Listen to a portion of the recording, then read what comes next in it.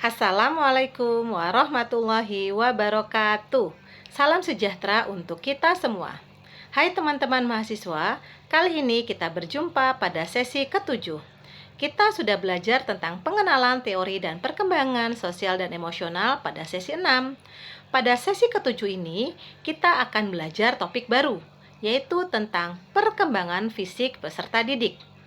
Materi ini bisa Anda baca pada buku materi pokok modul 5 mulai halaman 5.3 sampai dengan halaman 5.16. Tujuan perkuliahan, setelah mengikuti tutorial online pada sesi ketujuh ini, Anda diharapkan mampu menjelaskan proses perkembangan otak, tubuh dan motorik, dan menjelaskan tahap-tahap perkembangan kognitif dan sosio-emosional. Perkembangan otak adalah proses yang sangat individual dan dipengaruhi oleh faktor genetik serta pengalaman lingkungan. Faktor seperti gizi, stimulasi sensorik, interaksi sosial, dan pendidikan memainkan peran penting dalam membentuk perkembangan otak seseorang. Perkembangan tubuh merupakan salah satu aspek penting yang mempengaruhi perkembangan individu secara keseluruhan. Perkembangan tubuh berkaitan dengan pertumbuhan fisik dan perubahan struktur tubuh seiring dengan bertambahnya usia. Misalnya, bertambahnya berat badan dan tinggi badan. Perkembangan tubuh ini memiliki dampak yang signifikan terhadap berbagai aspek lain dalam perkembangan individu, termasuk kognitif, emosional, dan sosial. Perkembangan motorik merupakan kemampuan dan perkembangan gerakan fisik yang berkembang seiring pertumbuhan dan perkembangan anak.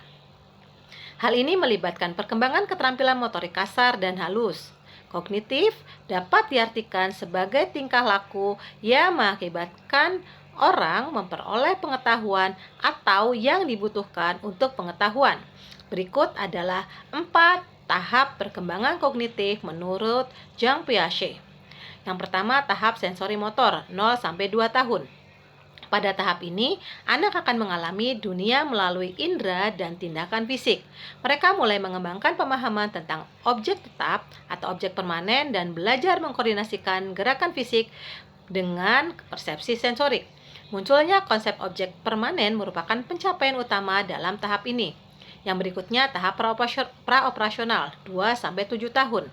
Pada tahap ini, anak-anak mulai menggunakan simbol-simbol seperti bahasa untuk mempresentasikan objek dan ide.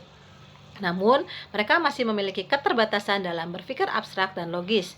Mereka cenderung terperangkap dalam pemikiran egosentris, di mana mereka kesulitan memahami pandangan dan perspektif orang lain. Selanjutnya, tahap konkret operasional, usia 7-11 tahun. Pada tahap ini, anak-anak mulai mengembangkan kemampuan berpikir logis yang lebih kuat.